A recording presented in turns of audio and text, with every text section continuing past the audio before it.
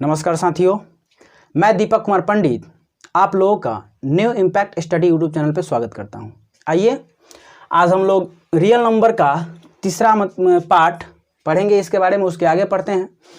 आप लोग उसका नोट्स बनाते रहिए और वीडियोज़ को देखते रहिए, और अगर उसमें कोई समस्या आ रहा है आपको या समझने में कोई समस्या आ रहा है तो कमेंट करके हमको ज़रूर बताएं, और साथ ही साथ ये भी बताएं कि वीडियो कैसा बन रहा है। ठीक है, कमेंट करके ज़रूर बताएं। आइए आज हम लोग आगे पढ़ेंगे। इसके पहले वाले लेक्चर में हम लोगों ने पढ़ा था कि एक परिमेय संख्या और एक होता है आपका अपरिमेय संख्या। तो परिमेय संख्या और अपरिमेय संख्याओं दोनों के सम्मिलन को कहा जाता है वास्तविक संख्या। वास्तविक संख्या यानी कि कोई भी रियल नंबर, अभी 10th तक में आपसे पूछा जाएगा कि संख्याओं का सबसे बड़ा ग्रुप कौन है, तो वहां आप आंसर मारिएगा ये वास्तविक संख्या। वास्तविक संख्या या तो परिमेय संख्या होगा और नहीं तो अपरिमेय संख्या होगा। मतलब कोई भी वास्तविक संख्या या तो परिमेय होगा नहीं तो अपरिमेय होगा। याद रखिएगा, कोई एक ही वास्तविक संख्या दोनों नहीं हो सकता है, या तो परिमेय संख्या होगा और नहीं तो अपरिमेय संख्या होगा। अब थोड़ा सा इसके दशमलव निरूपण के बारे में चर्चा किया गया था कि परिमेय संख्याओं का जो दशमलव निरूपण होता है वो दो तरह का हो सकता है। एक आपका हो सकता है शांत और दूसरा हो सकता है अशांत आवर्ती। अशांत आवर्ती। और यह बताया गया था कि अपरिमेय संख्याओं का दशमलव निरूपण केवल एक ही प्रकार का होता है, और वो बताया गया था आपको अशांत अनावर्ती। अशांत अनावर्ती। अब थोड़ा सा ध्यान से समझिए। यहां पर शांत का मतलब हो गया कि विभाजन के कुछ विभाजन का प्रक्रिया जो है कुछ स्टेप के बाद, यानी 2, 3, 4 या कुछ लिमिटेड स्टेप के बाद अगर विभाजन का प्रक्रिया कंप्लीट हो जा रहा है तो उसको कहा जाएगा शांत दशमलव। इसको पहचानने का तरीका याद रखिएगा, ना तो इसमें रेक्रीन होगा और ना ही, जैसे मान लीजिए यहां लिखेंगे 4.56, तो ना इसमें रेक्रीन होगा और ना ही इस तरह से डैश देकर बताया गया होगा कि अंत तक जा रहा है, अनंत तक जा रहा है। तो देखिए इसका अंत हो गया है, इसमें कोई भी ऐसा बिंदु नहीं दिया गया। इसका मतलब ये हुआ कि ये दशमलव के 2 स्टेप के बाद ये विभाजन का प्रक्रिया जो है कंप्लीट हो गया है। तो ऐसे दशमलव को कहा जाता है शांत दशमलव। इसमें ना तो डैश दिया होगा, ना ही डॉट लाइन दिया होगा और ना ही ऊपर रेक्रीन दिया होता है। ठीक है, तो ये कौन सा दशमलव हो गया? शांत दशमलव। अब अगर इस तरह से लिख देंगे 4.5 का रेक्रीन, तो अगर रेक्रीन लग गया तो रियल में इसका मतलब ये हुआ कि 4 और ये दशमलव और 5 का रेक्रीन है, इसका मतलब 5, 5, 5, 5, 5 इस तरह से आते जाएगा। कहां तक? अनंत तक। तो देखिए ये शांत भी नहीं हो रहा है, माने अशांत है, और साथ ही साथ देखिए 5 के ऊपर रेक्रीन है। इसका मतलब ये है कि 5 रिपीट कर रहा है, तो इसको कहा जाएगा ये अशांत है। और रिपीट कर रहा है इसका मतलब आवर्ती है, मतलब कि ये रिपीट कर रहा है अंक। तो अगर रेक्रीन लग गया या दशमलव के बाद कोई एक ही अंक या 1 या 2 या 3 अंक, कुछ अंक जो है रिपीट करने लगे, बार बार आने लगे, तो वैसे दशमलव को कहा जाता है अशांत आवर्ती।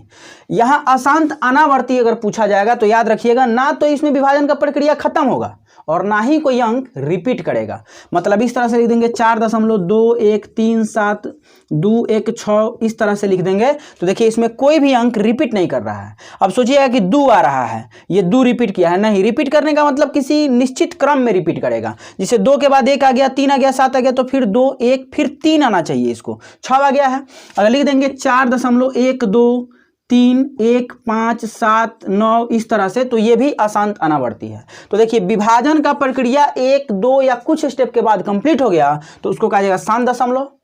अगर विभाजन का प्रक्रिया अशांत है, माने कंप्लीट नहीं हो रहा है, मतलब विभाजन का प्रक्रिया खत्म नहीं हो रहा है और कुछ ना कुछ अंक जो है रिपीट कर रहे हैं, जैसे 1 2 3 या 1 2 1 2 1 2 ऐसे रिपीट कर रहा है अंक, तो उसको कहा जाएगा अशांत आवर्ती। और अगर विभाजन का प्रक्रिया ना तो खत्म हो रहा है और ना ही अंक जो है रिपीट कर रहे हैं, तो वैसे दशमलव को कहा जाएगा अशांत अनावर्ती। जैसे इधर देखिए लिख देंगे 4.15, तो यहां देखिए पता चल रहा है कि 2 अंकों के बाद ये भाग का प्रक्रिया जो है, विभाजन का प्रक्रिया खत्म हो गया है।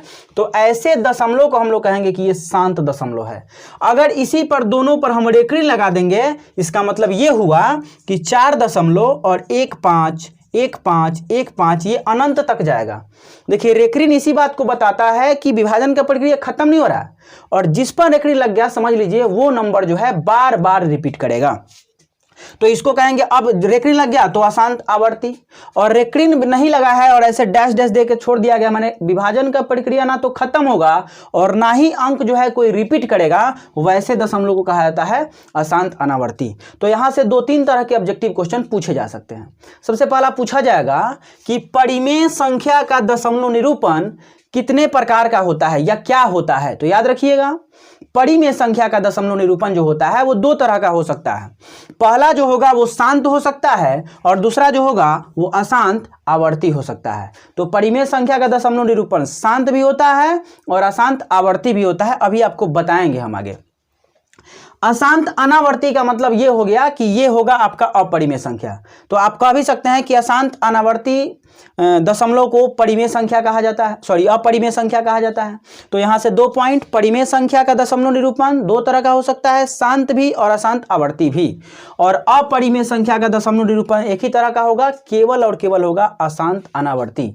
ये भी बात याद रखिएगा, पाई जो है अपरिमेय संख्या है। तो इतना मैंने पहले वाले लेक्चर में भी क्लियर कर दिया था, लेकिन कोई डाउट कुछ रह गया था, अभी क्लियर हो गया होगा। अब आगे हम लोग आज जो पढ़ेंगे वो देखिए क्या पढ़ेंगे, मिटा रहे हैं इसको।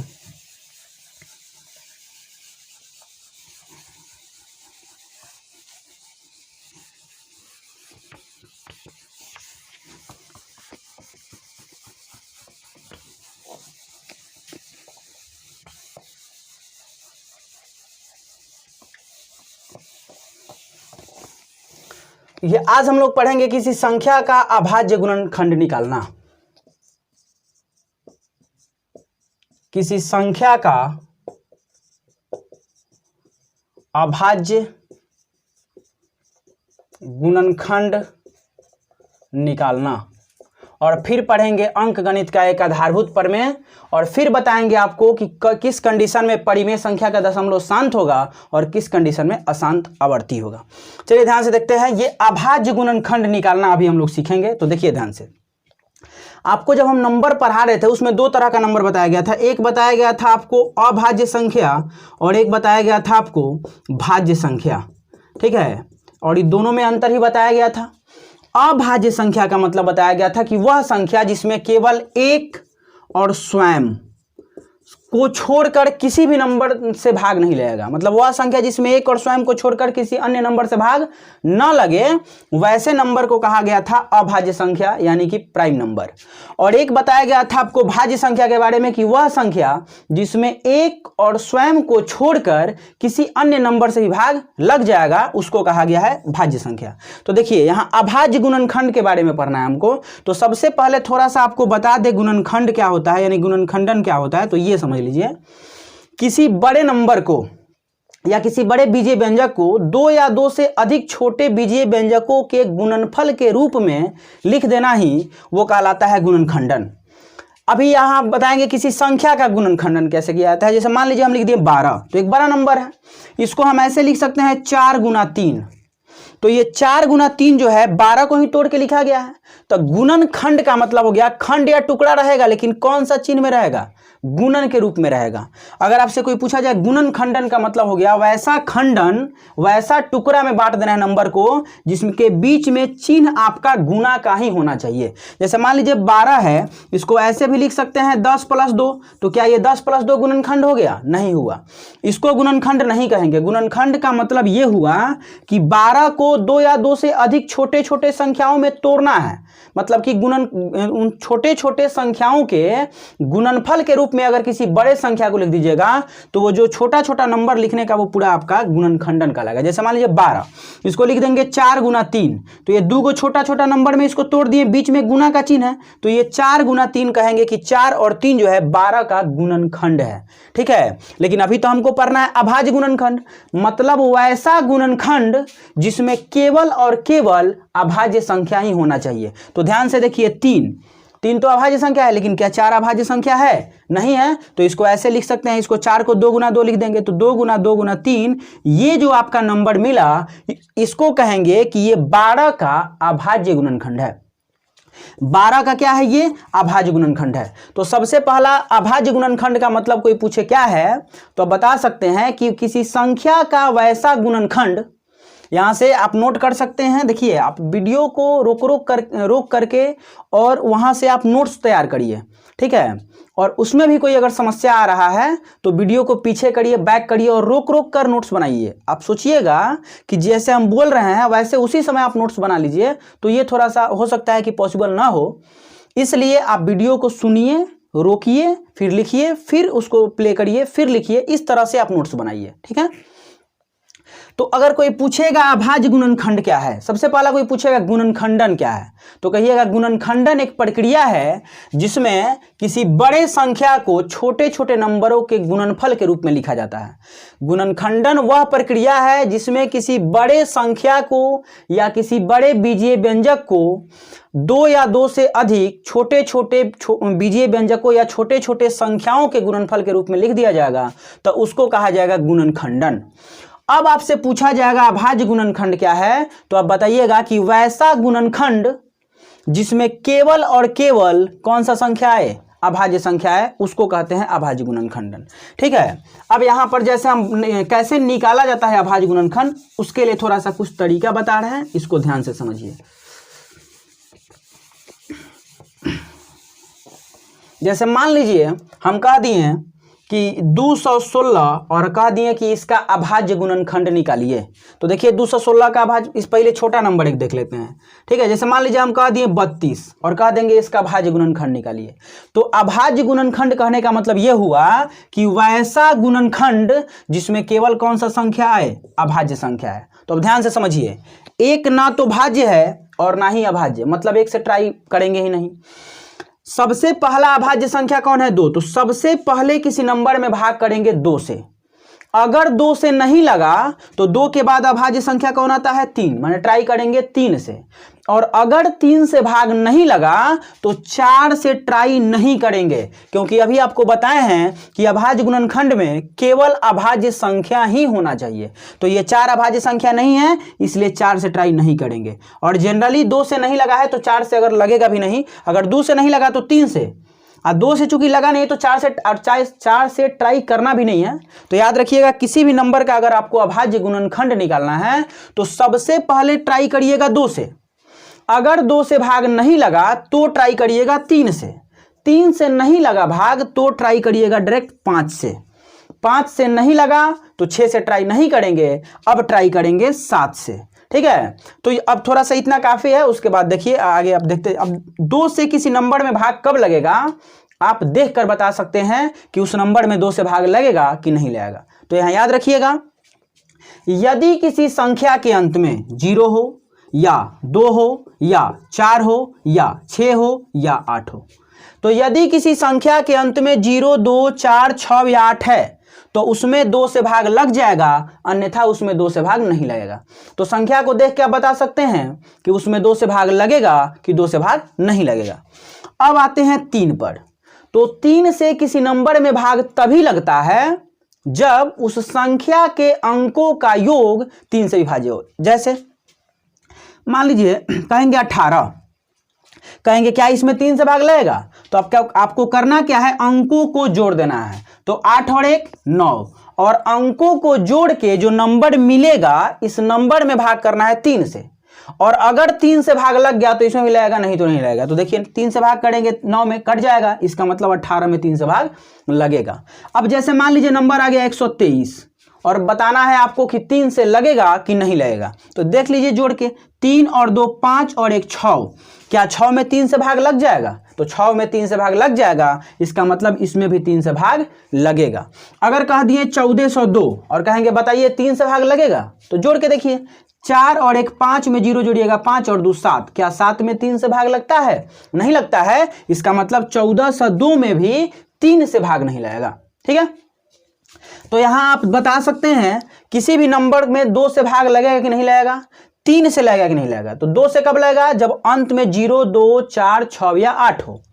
किसी भी नंबर में 3 से कब भाग लगेगा, जब अंकों का योग 3 से क्या हो, 3 से विभाज्य हो। और 5 का नियम समझ लीजिए, 5 से किसी संख्या में भाग तभी लगेगा जब उसके अंत में या तो 0 हो नहीं तो 5 हो। और 7 का नियम थोड़ा सा समझ लीजिए, 7 का नियम थोड़ा सा अलग है। 7 का नियम क्या कहता है, जैसे मान लीजिए 14 है, ठीक है, तो आपको बताना है कि 7 से भाग लगेगा कि नहीं। तो क्या करना है, इकाई के अंक को लेना है और डबल कर देना है। तो इकाई का अंक लीजिएगा 4, 4 का डबल करिएगा क्या मिल जाएगा 8, और इकाई के अंक को वहां से हटा के जो नंबर बचेगा उसको लिख दीजिए। तो इकाई का अंक 4, इसको हटा के लिखिएगा तो क्या बचेगा 1। ध्यान से समझिएगा 7 वाला, हालांकि ये 8 क्लास में आप पढ़े भी होंगे, नहीं पढ़े हैं तो फिर से हम बता दे रहे हैं। इकाई के अंक को उठाइए और उसको डबल करिए। तो 4 को उठाए डबल किए 8 हो गया, दुगुना कर देना है। और इकाई के अंक को छोड़ने से जो बनी संख्या है उसको लिख देना है और दोनों का घटाव निकाल देना है। तो 1 में से 8 घटेगा -7। जो नंबर आएगा चिन्ह से कोई मतलब नहीं है, अगर उसमें 7 से भाग लग गया तो इसमें भी 7 से भाग लगेगा, अन्यथा 7 से भाग नहीं लगेगा। तो 7 में 7 से भाग लग जा रहा है, इसका मतलब 14 में भी 7 से भाग लगेगा। एक जैसे मान लीजिए नंबर उठा दिए 728 और आपको बताना है कि इसमें क्या भाग लगेगा 7 से। चलिए 7 यही हाँ लगेगा कि नहीं। तो क्या करना है आपको, पहले 8 को इकाई के अंक को उठाना है और डबल कर देना है। तो यहाँ पे लिख दे रहे हैं 728 और आपको बताना है कि क्या 7 से भाग लगेगा। तो जांचिए, इकाई के अंक को हटाइए और डबल करिए। तो 8 दूना 16 और उसके बाद माइनस का चिन्ह दीजिए और इकाई के अंक को छोड़ने पर के बाद जो नंबर बचेगा उसको लिखिए और घटा दीजिए। तो 12 में से 6 घटेगा 6 और यहाँ 6 बचेगा, 6 में से 1 घट जाएगा 5, 56। अब 56 में भाग करिए 7 से, तो 7 से कट जाएगा, 7 × 8 = 56। इसका मतलब 728 में भी 7 से भाग लगेगा। तो अब ध्यान से समझिए, किसी भी नंबर में नंबर के अंत में अगर 0 है, 2 है, 4 है, 6 है या 8 है तो उसमें आपका 2 से भाग लगेगा। अगर अंत में इन पांचों को छोड़कर दूसरा कोई नंबर है तो उसमें 2 से भाग नहीं लगेगा। अगर अंकों का योग 3 से विभाज्य है तो उसमें 3 से भाग लगेगा, अन्यथा 3 से भाग नहीं लगेगा। और अंत में 0 या 5 है तो उसमें 5 से भाग लगेगा, अन्यथा नहीं लगेगा। और 7 का नियम बता ही दिए, इकाई के अंक को डबल करना है, इकाई के अंक को हटाने से जो नंबर बचेगा लिखना है, दोनों का अंतर निकालना है यानी घटाव, और जो नंबर आएगा उसमें 7 से भाग करना है। अगर भाग लग गया तो लगेगा, नहीं लगा तो नहीं लगेगा। तो ये था कुछ विभाज्यता का नियम। अब अभाज्य गुणनखंड का मतलब बता दिए हैं, वैसा गुणनखंड जिसमें केवल और केवल अभाज्य संख्या हो। मतलब सबसे पहले ट्राई करेंगे 2 से, 3 से, 4 से, 5 से, 7 से। कोई पूछेगा 4 से क्यों नहीं कर रहे हैं, तो बताइएगा क्योंकि 4 अभाज्य गुणनखंड नहीं है। ठीक है, अब आते हैं अभाज्य गुणनखंड निकालते कैसे हैं। जैसे मान लीजिए 32 का अभाज्य गुणनखंड हमको निकालना है। तो 32 का अभाज्य गुणनखंड निकालने के लिए देखिए किस तरह से निकाल देंगे हम इसका अभाज्य गुणनखंड। देखिए सबसे पहले तो 32 को लिखिए और 32 को लिखने के बाद इस तरह से आप चिन्ह बनाइए और सबसे पहला ट्राई करना है 2 से। तो अंत में दिख रहा है 2 है और अब ये बताया है कि अंत में 0, 2, 4, 6, 8 है तो भाग 2 से लग जाएगा। तो 2 से भाग करेंगे, 2 से भाग करिएगा कट जाएगा 16 बार में। ठीक है, फिर देखिए अंत में 6 है, माने अभी भी 2 से लगेगा, तो अभी भी 2 से भाग करिए कट जाएगा 8 बार में, फिर 2 से भाग करिए कट जाएगा 4 बार में, फिर 2 से भाग करिए कट जाएगा 2 बार में। और अब भाग का क्रिया बंद कर दीजिएगा क्योंकि जो ये नंबर मिला है ये खुद कौन सा नंबर है, अभाज्य संख्या है। तो अब लिख देंगे यहाँ 32 बराबर 1, 2, 3, 4, 5 को 2 यानी 2 गुना 2 गुना 2 गुना 2 गुना 2, यही आपका हो गया 32 का अभाज्य गुणनखंड। ध्यान से देखिए 1, 2, 3, 4, 5 को 2 है और प्रत्येक नंबर जो है ये एक अभाज्य संख्या है, इसलिए इसको कहा जाएगा अभाज्य गुणनखंड। अगर हम 32 को ऐसे भी लिख सकते हैं 16 गुना 2। कोई पूछेगा 16 गुना 2 अभाज्य गुणनखंड है तो कहिएगा नहीं है। पूछेगा क्यों, तो कहिएगा कि 16 जो है ना ये अभाज्य संख्या नहीं है। ठीक है, अब इसको हम ऐसे भी लिख सकते हैं कि 2 का पावर 1, 2, 3, 4, 5 और पावर में सब जगह एक छिपा है। आप पढ़े होंगे 8 क्लास में कि गुना में पावर को जोड़ देते हैं, तो सबको जोड़ देंगे तो इसको 2 का पावर 5 भी लिखा जा सकता है। ठीक है, एक दो और देखते हैं, जिसे अभी आया था एक 728, इसको देख लेते हैं। 728 इसका अभाज्य गुणनखंड करिए तो करिएगा तो सबसे पहले देखिए अंत में 8 है, 2 से लग रहा है भाग, तो 2 से भाग करिएगा 2 × 3 = 6, 1 जाएगा, यहाँ 2 तिया 6, 1 जाएगा तो 12 हो जाएगा, 2 छके 12, फिर 2 चौका 8, फिर अंत में 4 है, 2 से भाग करना है। जब तक 2 से भाग लगेगा तब तक आपको 2 से भाग करना ही पड़ेगा। तो 2 से भाग करिएगा, 2 एकम 2, 1 जाएगा, 2 8 16, फिर 2 दूना 4, फिर 2 से भाग लग जाएगा। तो 2 से भाग करिएगा, 2 9 18 और 2 एकम 2। अब भाग करिएगा तो देखिए क्या लग रहा है। तो अब देखिए 9 1 10, 3 से नहीं लगेगा, 4 से ट्राई नहीं करना है, 5 से लगेगा नहीं, तो अब ट्राई करेंगे 7 से। तो 7 का नियम क्या बताया है कि इकाई के अंक को डबल करिए तो 2 हो जाएगा, इकाई के अंक को छोड़ने पर बचा नंबर घटा दीजिए 7 से लग जाएगा। तो 7 से भाग करिएगा, कट जाएगा एक ही बार में 13 बार में, ठीक है। तो यहां से अब इसका प्रोसेस आगे, अब भाग का क्रिया बंद हो जाएगा, क्योंकि जो नंबर मिला है ना, ये खुद कौन सा नंबर है, अभाज्य है, यानी प्राइम नंबर है। तो ये जो संख्या बचा है लास्ट में खुद अभाज्य संख्या है, इसलिए आपका गुणन मतलब कि भाग का जो प्रोसेस है यहाँ स्टॉप हो जाएगा। और तब लिखिएगा इधर 728 बराबर 1 2 3 को 2 है, यानी 2 गुना 2 गुना 2, और गुना में आपका हो जाएगा 7 और गुना में आपका हो जाएगा 13, और यही आपका हो गया अभाज्य गुणनखंड किसका, 728 का। कोई दिक्कत? चलिए एक और देख लेते हैं। जैसे मान लीजिए हमारे पास हो गया 84 और इसका अभाज्य गुणनखंड करना है। तो सबसे पहले भाग करेंगे 2 से, 2 चौका 8, 2 दूना 4, फिर 2 से भाग लग रहा है तो 2 एकम 2, 2 दूना 4, 2 एकम 2। अब 2 से नहीं लग रहा है तो अब 3 से देखिए, 2 और 1 3 से लग जाएगा, तो 3 से भाग करिएगा, 3 7 21। क्या अब भाग का क्रिया चलेगा? तो नहीं चलेगा। क्यों? तो बताइएगा, क्योंकि ये वाला जो नंबर संख्या है ये खुद अभाज्य संख्या है। तो यहां से अब लिख देंगे इधर 84 बराबर 1 2, यानी 2 गो 2 है और 1 गो 3 है और 1 गो 7 है। ये वाला नंबर हो गया आपका अभाज्य संख्या, सॉरी अभाज्य गुणनखंड। यहां तक कोई दिक्कत नहीं है। तो अभाज्य गुणनखंड मेरे ख्याल से आप आसानी से निकाल सकते हैं। अब यहां से 2-3 पॉइंट और समझते हैं। आप ध्यान से देखिएगा तो पता चलेगा कि ये वाला भाज्य संख्या था, ये वाला कौन सा संख्या था? भाज्य संख्या। और जितना भी इस नंबर लिखे हैं इस सब का सब कौन संख्या है? अभाज्य संख्या है। फिर ध्यान से देखिएगा तो ये भी है भाज्य संख्या और ये सब का सब कौन सा संख्या है? अभाज्य संख्या है। ठीक है। तो अब यहां से हम लोग अभाज्य गुणनखंड निकालना सीख चुके हैं। तो एक बहुत ही इंपॉर्टेंट हमारा इसमें थ्योरम आएगा जिसको कहेंगे प्रमेय आएगा, अंक गणित का आधारभूत प्रमेय। ठीक है, वो क्या होता है थोड़ा सा उसको हम जान लेते हैं। अभाज्य गुणनखंड निकालने में कोई अगर दिक्कत हो रहा है तो बताइए और अपना से निकाल प्रयास करिए। जैसे एक हम और बता दे रहे हैं, देखिए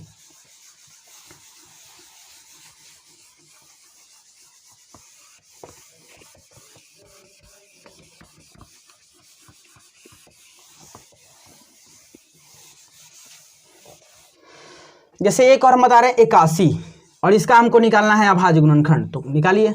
सबसे पहले बताए हैं ट्राई करना है 2 से। तो देख लीजिए अंत में 0 2 4 6 8 नहीं है, मतलब 2 से भाग नहीं लगेगा। तो अब भाग ट्राई करेंगे किससे? 3 से। तो 8 है 1 9, 3 से लग रहा है तो 3 से भाग करिएगा। 3 दूना 6 2 जाएगा, 3 7 21, 7 2 9, अभी भी 3 से भाग लगेगा। तो 3 से भाग करिएगा तो 3 से कट जाएगा, 3 9 27, अभी भी 3 से लगेगा 3 बार में। अब भाग का क्रिया बंद। तो इधर 81 बराबर लिख देंगे 3 गुना 3 गुना 3 गुना 3, यानी कि 3 का पावर 4। यही हमारा आंसर हो गया।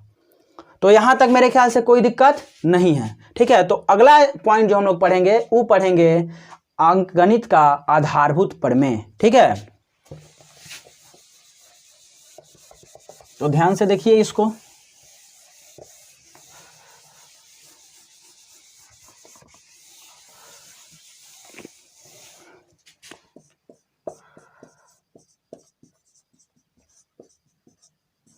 अंकगणित का आधारभूत प्रमेय ये क्या होता है समझिए। और इसके बाद आपको मिलेगा यूक्लिड का विभाजन, ये प्रमेय का, और फिर मिलेगा यूक्लिड का विभाजन एल्गोरिथम। दोनों बता देंगे, उसके बाद कुछ क्वेश्चन बता देंगे, फिर एलसीएम एचसीएफ निकालना बता देंगे, उसके बाद ये लेसन कंप्लीट हो जाएगा। तो देखिए अंकगणित का आधारभूत प्रमेय क्या है ये समझिए। अंकगणित का आधारभूत प्रमेय के अनुसार किसी भी भाज्य संख्या को अभाज्य संख्याओं के गुणनफल के रूप में लिखा जा सकता है। इसी को कहते हैं अंकगणित का आधारभूत प्रमेय। अगर आपसे कोई पूछ रहा है कि अंकगणित का आधारभूत प्रमेय क्या होता है तो आप बता सकते हैं कि किसी भी भाज्य संख्या को किसी भी भाज्य संख्या को अभाज्य संख्याओं के गुणनफल के रूप में लिखा जा सकता है। और याद रखिएगा, यह गुणनफल जो होता है अद्वितीय होता है, यानी एक ही प्रकार से लिखा जा सकता है, एक से अधिक प्रकार से नहीं लिखा जा सकता है अगर क्रम का ध्यान न रखा जाए। ठीक है, फिर से सुनिए, अगर पूछा जाए आपसे कि अंकगणित का आधारभूत प्रमेय क्या है, देखिए अगर आपने प्रीवियस वीडियो नहीं देखा है तो जाकर देखें, क्योंकि उसी में मैंने भाज्य संख्या और अभाज्य संख्या के बारे में चर्चा किया है। ठीक है, तो अंकगणित का आधारभूत प्रमेय कहता है कि किसी भी भाज्य संख्या को अभाज्य संख्याओं के गुणनफल के रूप में लिखा जा सकता है, इसे ही अंकगणित का आधारभूत प्रमेय कहते हैं। फिर से सुनिए और नोट डाउन करिए इसको, किसी भी भाज्य संख्या को अभाज्य संख्याओं के गुणनफल के रूप में केवल एक ही प्रकार से लिखा जा सकता है और इसी को कहा जाता है अंकगणित का आधारभूत प्रमेय। अब जैसे मान लीजिए 6, तो 6 भाज्य है कि अभाज्य है, तो देखिए 1 और स्वयं 6 को छोड़कर 2 से लग जाएगा, 3 से लग जाएगा, तो वह नंबर या वह संख्या जिसमें 1 और स्वयं को छोड़कर किसी अन्य संख्या से भाग लग जाए उसको कहते हैं भाज्य संख्या। तो ये 6 भाज्य संख्या है। अब क्या इसको यह अंकगणित का आधारभूत प्रमेय क्या कहता है कि कोनो भी भाज्य संख्या अगर है उसको अभाज्य संख्या के गुणनफल के रूप में तोड़कर लिख सकते हैं। तो ध्यान से देखिए, 6 है, इसको 2 गुना 3 लिख दें, तो 2 गुना 3 लिखिए तो, चाहे 3 गुना 2 लिखिए तो। अब क्रम का ही केवल अंतर है, तो क्रम को अगर ध्यान में न रखा जाए तो 6 को एक ही प्रकार से अभाज्य संख्याओं के गुणनफल के रूप में लिख सकते हैं और वो केवल होगा 2 और 3। ठीक है, किसी भी प्रकार से 6 को अगर तोड़िएगा अभाज्य संख्याओं के रूप में तो एगो 2 आएगा और एगो 3 आएगा, माने अद्वितीय होता है। इस मतलब कि अकेला होता है, इसका जोड़ा नहीं है, यानी कि दूसरे तरीका से 6 को अभाज्य संख्याओं के गुणनफल के रूप में नहीं लिखा जा सकता है। तो यहां पर देखिए 2 और 3 आ गया, 2 भी अभाज्य है, 3 भी अभाज्य है, तो इसको कह देंगे कि ये जो है भाज्य संख्या है और ये दोनों अभाज्य संख्या है। तो किसी भी भाज्य संख्या को अभाज्य संख्याओं के गुणनफल के रूप में तोड़ा जा सकता है, इसी को कहते हैं अंकगणित का आधारभूत प्रमेय। जैसे एक और देख लेते हैं, जिसे 14 है, तो 14 भाज्य संख्या है, इसको ऐसे लिख दें 2 गुना 7।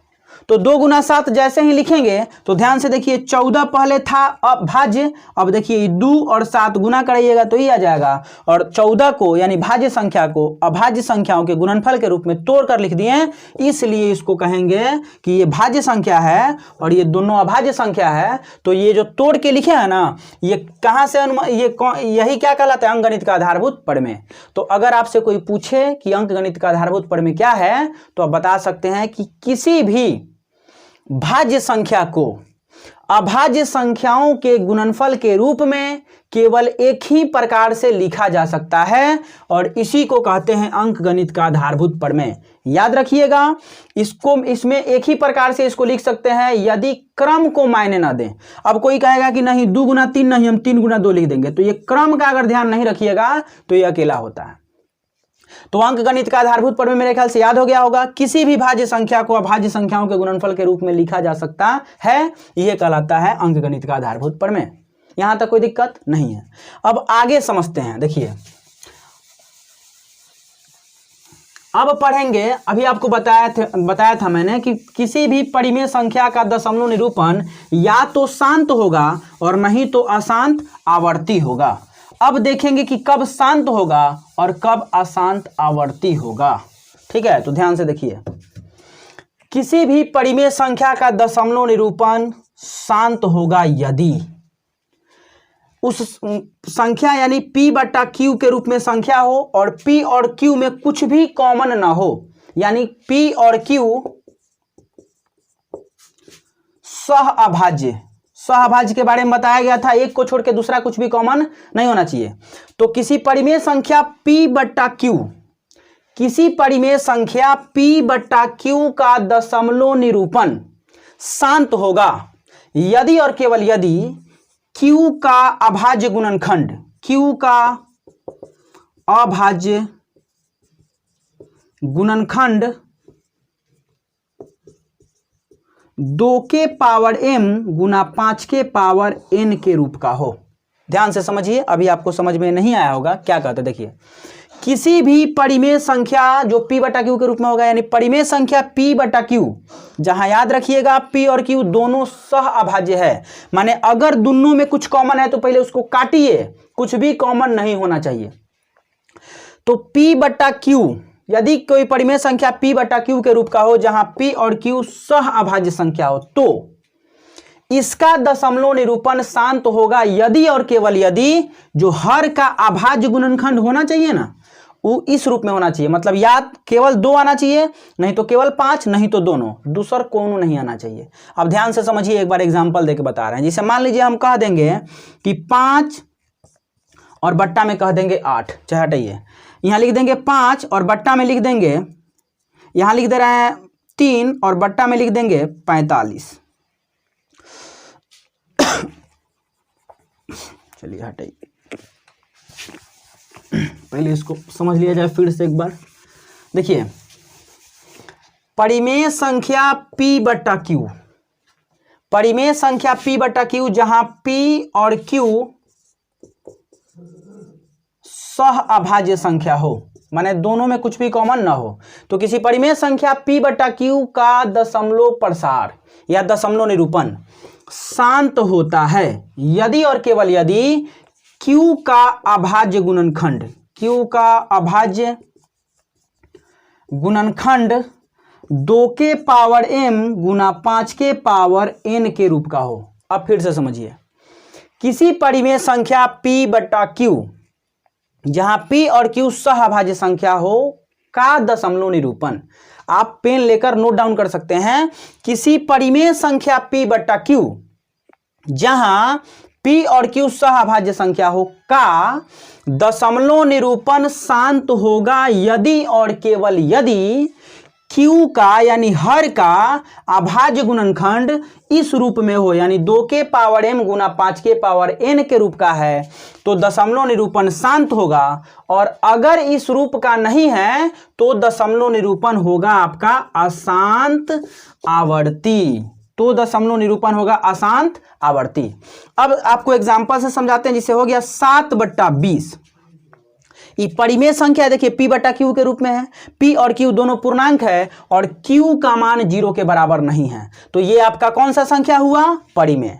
अब हम आपको बताए हैं कि परिमेय संख्या का दशमलव निरूपण जो होता है वो 2 तरह का हो सकता है, शांत भी हो सकता है और अशांत आवर्ती भी हो सकता है। ठीक है, तो अब यही पूछा जाएगा आपसे कि बिना भाग किए बताएं कि 7 बट्टा 20 का दशमलव निरूपण जो होगा वो शांत होगा कि अशांत आवर्ती होगा। तो आप याद रखिएगा, किसी भी दशमलव निरूपण किसी भी परिमेय संख्या का दशमलव निरूपण शांत तभी होगा जब हर का अभाज्य गुणनखंड 2 के पावर m गुना 5 के पावर n के रूप का हो, जहां याद रखिएगा m और n जो है ये ऋणात्मक पूर्णांक नहीं होना चाहिए, माने 0 हो सकता है, 1 2 3 4 5 कुछ भी हो सकता है, माइनस वाला नंबर नहीं होगा। ठीक है, याद रखिएगा ऋणात्मक पूर्णांक को छोड़ के धनात्मक पूर्णांक भी हो सकता है, 0 भी हो सकता है। अब देखते हैं ये, तो कंडीशन कहता है p बटा क्यू रूप में है। अब p q दोनों सहअभाज्य है, माने दोनों में कुछ कॉमन नहीं होना चाहिए। तो देखिए दोनों में कुछ कॉमन है नहीं है, तो इसको कहेंगे कि ये दोनों सहअभाज्य है। अब कहता है कि दशमलव निरूपण शांत होगा तबे जब इसका अभाज्य गुणनखंड इस रूप में हो जाए, यानी 2 के पावर m गुने 5 के पावर n के रूप का हो जाए। तो अभाज्य गुणनखंड किसका, q का, तो निकालिए q का अभाज्य गुणनखंड। तो 20 का अभाज्य गुणनखंड निकालना आपको बताइए दिए हैं। अभी 2 से भाग करिएगा, 2 से कटेगा 10 बार में, फिर 2 से भाग करिएगा कटेगा 5 बार में, यानी कि इसका अभाज्य गुणनखंड मिल गया 20 का। 2 को 2 है तो इसको 2 के पावर 2 लिख दें, तो 2 के पावर 2 गुना में 5, यानी देखिए 5 का पावर 1। तो ध्यान से देखिए, इस 7 को छोड़िए, आप 20 को ये लिख देंगे हम 2 के पावर 2 और गुना में 5 के पावर 1। आई नियमों यही कहता है कि 2 के पावर m, तो देखिए 2 के पावर m और 5 के पावर n यानी 5 के पावर 1 के रूप में आ गया तो दशमलव निरूपण कैसा होगा, शांत होगा। यानी 7 बटा 20 का दशमलव निरूपण शांत होगा। आप भाग करके भी देख सकते हैं, दशमलव निरूपण शांत होगा, यानी दशमलव के 1 2 या कुछ स्टेप के बाद विभाजन के 1 2 या कुछ स्टेप के बाद विभाजन का प्रक्रिया जो है खत्म हो जाएगा। तो याद रखिएगा किसी परिमेय संख्या p बटा q का दशमलव निरूपण शांत होगा यदि और केवल यदि q यानी हर का अभाज्य गुणनखंड 2 के पावर m गुना 5 के पावर n के रूप का हो। अगर इस रूप का नहीं है तो दशमलव निरूपण अशांत आवर्ती होगा। अब एक और एग्जांपल लेके समझते हैं। जैसे हम कह देंगे कि 3/20 कह देंगे कि चलिए 3/20 है 3/10 और पूछेंगे क्या दशमलव निरूपण शांत होगा या अशांत आवर्ती होगा, क्योंकि ये परिमेय संख्या है ना। तो परिमेय संख्या का दशमलव निरूपण दो तरह का हो सकता है, शांत हो सकता है और अशांत आवर्ती भी हो सकता है। तो अब हम देखेंगे कि इसका शांत होगा कि अशांत आवर्ती होगा। तो सबसे पहला नियम देखिए, का जांच करना है कि पी क्यू दोनों सहअभाज्य है कि नहीं, माने दोनों में कुछ कॉमन तो नहीं है। अगर कॉमन है तो आप पहले काटिए और तब काटने के बाद देखिए जो हर है उसका करिए अभाज्य गुणनखंड। तो अभाज्य गुणनखंड 10 का करिएगा तो 2 से काटिएगा 5 बार में कटेगा। तो ये आ गया, इसको 10 को ऐसे लिख सकते हैं 2 का पावर 1 गुना 5 के पावर 1, तो 2 के पावर m और 5 के पावर n के रूप का आ गया, माने दशमलव निरूपण इसका होगा शांत। ठीक है, अब थोड़ा सा ध्यान से देखिएगा। अगर आपको करना कुछ नहीं है, अगर कोई परिमेय संख्या दे दिया, आप पूछ दिया कि दशमलव निरूपण बताइए बिना भाग किए कि शांत होगा कि अशांत आवर्ती, तो आपको करना कुछ नहीं है। क्या करना है, ध्यान से देखिए। पहले देखना है आपको कि दोनों में कुछ कॉमन तो नहीं है। अगर कॉमन है तो पहले काटिए और उसके बाद अगर कॉमन नहीं हुआ तो हर को उठाइए और हर का अभाज्य गुणनखंड करिए और देखिए कि क्या 2 के पावर m गुना 5 के पावर n के रूप का आ गया। अगर आ गया तो समझ लीजिएगा कि दशमलव निरूपण होगा शांत, अगर नहीं आया तो हो जाएगा अशांत आवर्ती। अब एक बात और देखिए, केवल 2 के पावर, देखिए दोनों है तब वो ठीक है, ये सिंपल कहता है। 2 कहता है केवल हम है तो चलेगा, केवल तुम हो तो चलेगा, दोनों है तो चलेगा, लेकिन दोनों को छोड़ के कोई तीसरा नहीं आना चाहिए। जैसे मान लीजिए कि हम हर का अभाज्य गुणनखंड किए, हर का अभाज्य गुणनखंड करने के बाद जो गुणनखंड आ गया ऐसे आ गया 2 के पावर 3 गुना 5 के पावर 3 गुना 3 ऐसे आ गया। ठीक है, मैंने 3 गो 2 आया, 3 गो 5 आया और 1 गो 3 आ गया। तो आप देखिए केवल इस रूप में होना चाहिए। तो 2 के पावर m और 5 के पावर n, एक छोड़ के ई नहीं चाहिए, आ गया है ना। माने समझ लीजिएगा इसका दशमलव निरूपण कैसा होगा, अशांत आवर्ती। तो याद रखिएगा, अगर बट्टा में हर का अभाज्य गुणनखंड आप किए और केवल 2 के पावर, जैसे मान लीजिए 2 के पावर 7 आ गया, तो गुना में 1 छिपा है आप जानते होंगे, और 1 को हटा के आप ये भी जानते होंगे किसी भी नंबर का पावर 0 माने 1, तो 5 के पावर 0 लिख दिए हैं, तो आ गया कि नहीं इस रूप में। तो याद रखिएगा केवल 2 के पावर रहेगा तब वो ठीक है, क्योंकि गुना में 1 है और 1 को हटा के 5 के पावर 0 लिख देंगे। अगर केवल 5 के पावर 7 है तो गुना में 1 है, 1 को हटा के 2 का पावर 0 लिख देंगे। तो याद रखिएगा 2 का पावर और 5 का पावर रहना चाहिए। इनमें से देखिए केवल 2 है तब वो शांत, केवल 5 का पावर है तब वो शांत, दोनों है तब वो शांत। लेकिन अगर दोनों को छोड़ के कोई तीसरा अगर आ गया ना तो वहां पे वो अशांत आवर्ती होगा, अशांत आवर्ती हो जाएगा, शांत नहीं होगा। ठीक है, ध्यान से इसको पढ़िए। हालांकि जब ऑफलाइन क्लास खुल जाएगा तो हम इस सब का जितना भी पढ़ा रहे हैं वो फिर से पढ़ाएंगे आपको, लेकिन पहले से पढ़ रहिएगा तो और ज़्यादा अच्छा रहेगा। ठीक है, तो इतना पढ़िए और ये इसका नोट्स बनाइएगा। किसी भी परिमेय संख्या का दशमलव निरूपण तबे शांत होगा जब हर का अभाज्य गुणनखंड इस रूप में हो। यहां से 3 पॉइंट नोट कर लीजिएगा। अगर केवल 2 का पावर मिलेगा तब वो शांत है। कोई पूछेगा कैसे, तो गुणवा में यहाँ पे 2 के पावर, जैसे मान लीजिए 5 आ गया, गुना में 1 लगा दीजिएगा, 1 को हटा के 5 के पावर 0 इस रूप का आ गया। तो केवल 2 का पावर है तो भी शांत, केवल 5 का पावर है तो भी शांत, और अगर 2 और 5 का पावर दोनों आ गया तब वो शांत। लेकिन दोनों को छोड़ के कोनो तीसरा आ गया ना तो याद रखिएगा दशमलव निरूपण शांत नहीं होगा, अशांत आवर्ती होगा। ठीक है, तो यहां तक पढ़िए, बार बार इस वीडियो को देखिए और देख करके कमेंट करके बताइए कैसा मतलब बन रहा है, या कोई इंप्रूवमेंट का अगर कोई इसमें सुधार का जरूरत है तो बताइए। और इस वीडियो को देखिए और कमेंट करके बताइए वीडियो कैसा बना है। और यहाँ तक, और इसके बाद याद रखिएगा अगर इस रूप में है तो शांत, इस रूप में नहीं है तो अशांत आवर्ती। ठीक है, तो यहाँ तक देखिए और नेक्स्ट वीडियो में, कल जो वीडियो मेरा आएगा उसमें बताएंगे आपको यूक्लिड विभाजन प्रमेयिका, समझिए इस लेसन का सबसे इंपॉर्टेंट पॉइंट। और उसके बाद आपको बताएंगे कि यूक्लिड विभाजन प्रमेयिका का प्रयोग करके दो संख्याओं का HCF कैसे निकालते हैं, ठीक है। फिर बताएंगे गुणनखंड से LCM कैसे निकालते हैं। तो आज हम लोगों ने पढ़ा अंक गणित का आधारभूत प्रमेय, और फिर हम लोगों ने पढ़ा ये शांत और अशांत आवर्ती होने का शर्त। यहां तक पढ़िए, देखिए वीडियो को रिपीट करके और नोट्स बनाइए, और मिलते हैं नेक्स्ट वीडियो में। तब तक के लिए धन्यवाद।